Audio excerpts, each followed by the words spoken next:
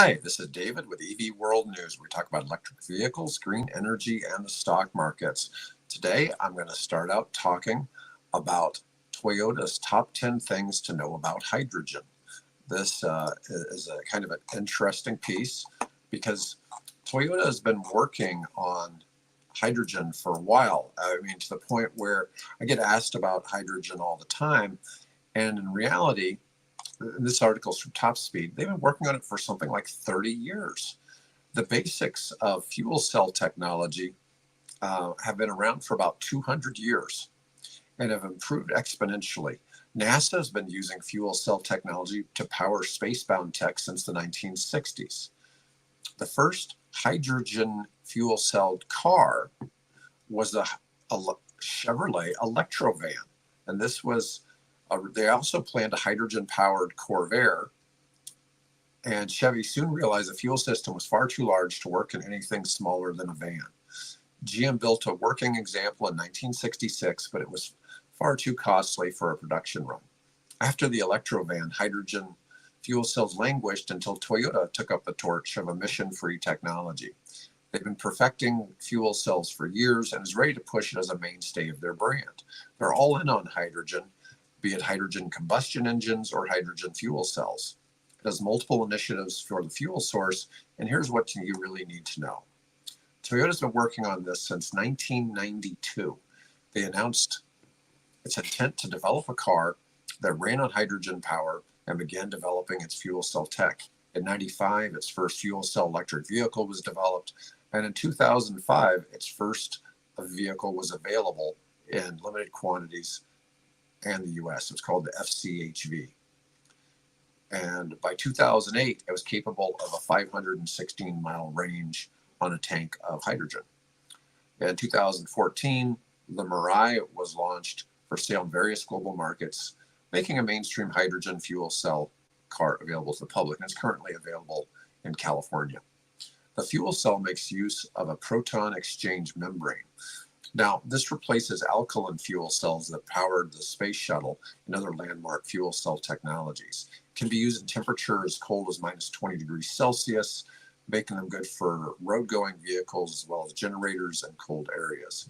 And they produce no emissions besides water vapor. The Toyota fuel cells do not require a humidifier.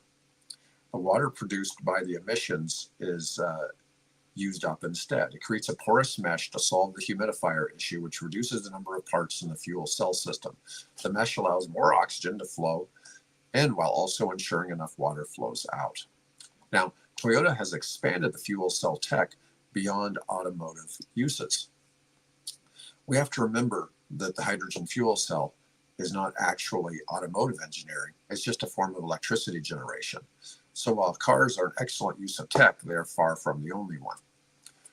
Now, Toyota even lit up the Eiffel Tower using an H2 generator. And it's had H2 generators on the Energy Observer boat, which was the first hydrogen-powered vehicle to circumnavigate the globe. They're also working on using hydrogen for high-speed rail in Europe. Now, hydrogen-powered trucks are available from Toyota.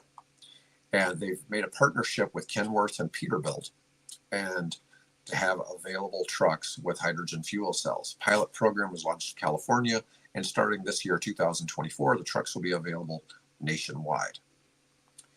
Fuel Cell Energy and Toyota have partnered to create a hydrogen production facility. The Long Beach, California compound will also produce clean electricity and water. New hydrogen fuel cell technology is safe. We're not looking at having a Hindenburg-style accident with this. They even give it that as an example. So that's usually the argument people have. And of course, that's from almost 90 years ago. Obviously, to be released to the public, the cars must undergo rigorous safety testing, and the Mirai passed these with flying colors. Toyota's hydrogen tanks are protected by carbon fiber and glass fiber dual shells, and if they do begin to leak, advanced sensors stop the electrification process to prevent ignition. Refueling stations also have multiple sensor arrays as fail-safes for improper release of hydrogen.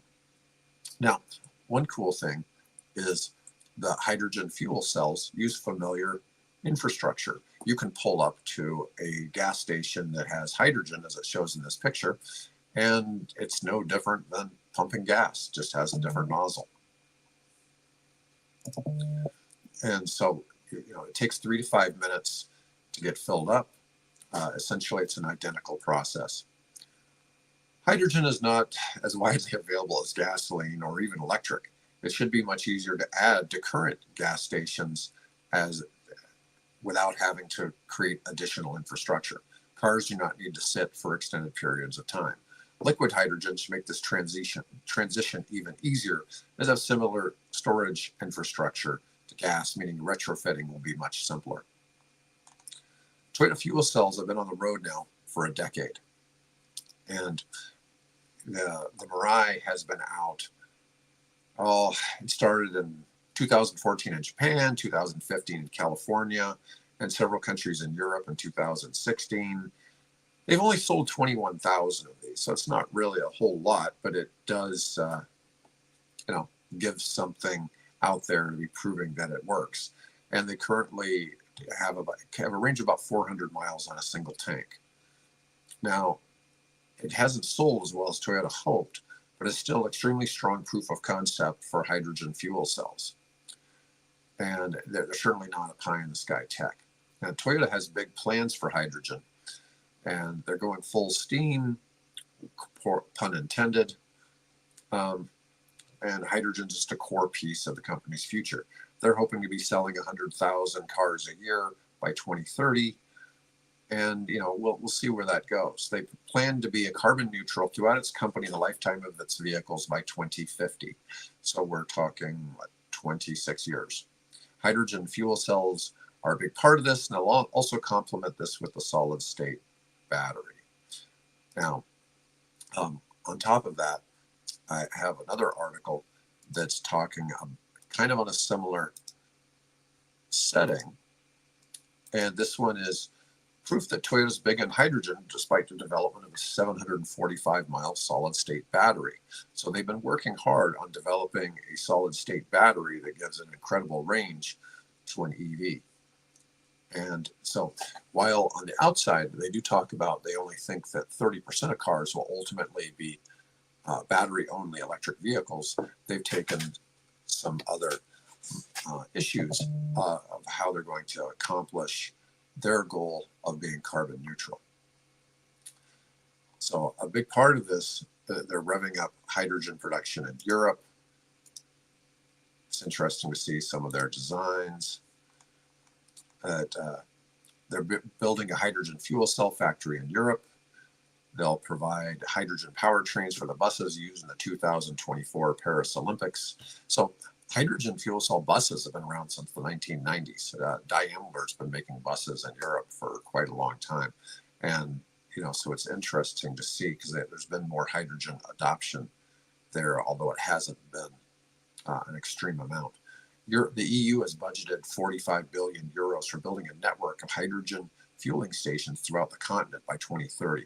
By official mandate, every arterial road must have hydrogen pumps no more than about 125 miles apart. And just like you hear the argument about electric vehicles, it's like the biggest hurdle is where will I refill it? And it's not like you can charge it at home like you can with an EV. Their upcoming Olympic hydrogen debut, they're converting buses for the 2024 Paris Olympics to run on electric fuel cells. And for my last topic for today, I want to talk about a little bit about how demand for EVs takes away a little bit of the demand for workers to work on gas-powered cars. So there has to be more opportunity for people to work in the EV space. And, this is coming. There's new green jobs coming up. Jobs for software developers, vehicle assemblers, construction workers are on the rise. EV sales reached a market share of 7.6% in the US last year, and that should climb to 67% in the next 10 years.